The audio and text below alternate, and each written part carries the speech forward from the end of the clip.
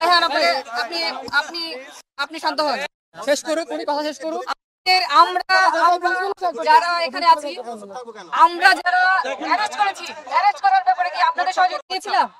আমরা আমাদের দায়িত্বের দিক থেকে তাদেরকে অ্যারেস্ট করার ব্যবস্থা করি, আমরা তাকে অ্যারেস্ট করেছি। স্যার এটার সাথে কে জড়িত, কারা জড়িত? ঠিক আছে, আগে শুনতে হবে, তাকে অ্যারেস্ট করার সমস্ত ব্যবস্থা আমরা করেছি।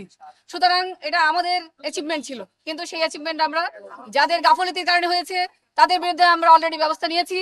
আমরা হচ্ছে তাদের আরো তদন্ত কমিটি আমরা গঠন করেছি, আমরা প্রতিবেদন চাইবো খুব শীঘ্রই। সেই তদন্ত কমিটির ভিত্তিতে আমাদের জানেন যে আমাদের কমিশনার স্যার, আমাদের ঊর্ধ্বতন কর্মকর্তা আছেন, আপনাদের সকল বক্তব্য আমরা শুনেছি। আমরা সঙ্গে সঙ্গে আমাদের ঊর্ধ্বতন কর্তৃপক্ষকে সেটা জানাচ্ছি। আপনারা জানেন যে আমরা একটা চেইন অফ কমান্ডের আন্ডারে আছি। আমরা তার বিরুদ্ধে বিচ্ছিন্নভাবে আপনারা কথা বলবেন না, আপনারা জেনেছেন, কথা শেষ করতে দিন।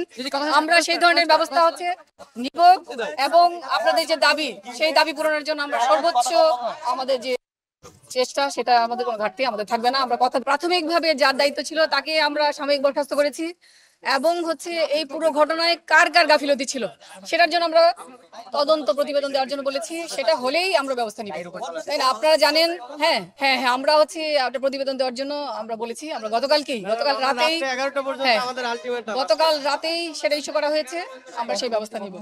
হ্যাঁ, তদন্ত কমিটি আমাদের 1 সদস্য বিশিষ্ট তদন্ত কমিটি দেওয়া হয়েছে। এরপর হচ্ছে আপনারা জানেন এক সদস্য আমাদের চেইন অফ কমান্ড অনুযায়ী একজনকে দায়িত্ব দেওয়া ছিল, তার অবহেলা তো প্রাথমিকভাবে প্রমাণিত হয়েছে। নাকি আপনাদের এই ব্যাপারে সন্দেহ আছে? না না, অবশ্যই, কিন্তু এখানে ওসির বলেছি তো, আমরা তো প্রতিবেদন দিতে বলেছি, সেখানে প্রত্যেক যার হ্যাঁ, তার দায়িত্ব থাকলে তাকে তো দায়িত্ব নিতে হবে। আপনারা জানেন অফিসার ইনচার্জ, তার অবহেলা যদি সামান্যতম পাওয়া যায়, অবশ্যই তার বিরুদ্ধে ব্যবস্থা নেওয়া হবে। ঠিক আছে, যদি ওসি থাকে এখানে, আপনারা প্রতিবেদন দেওয়ার পরে যদি সন্দেহ হয়, তাকেও তো জাস্টিস দেওয়ার সুযোগ দিতে হবে। ঠিক আছে,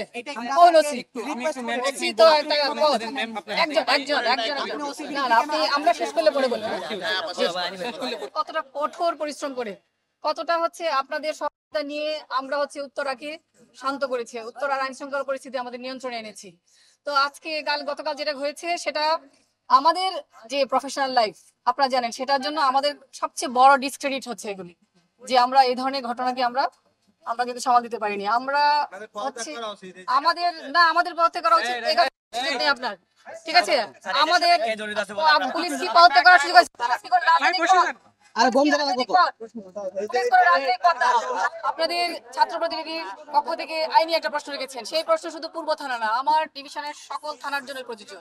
আপনারা যদি তাদের বিরুদ্ধে কোন সদস্যের বিরুদ্ধে আর্থিক অনিয়মের কোনো প্রমাণ পান, প্রাথমিক সন্দেহ, সেটা অবশ্যই আমরা বারবার আমরা যে মিটিং করছি সেই মিটিং এ কিন্তু বলছি। আপনাদের তো নানা ধরনের ফোরাম আছে, আপনারা এই যে যেখানে যারা আছেন প্রত্যেকে বলতে পারবেন যে আমার সঙ্গে আপনাদের কথা বলার সুযোগ আছে, আপনারা টেস্ট করার সুযোগ আছে, সবভাবে আমার কাছে রিচ করার সুযোগ আছে। তাহলে আপনারা সেটা জানাবেন।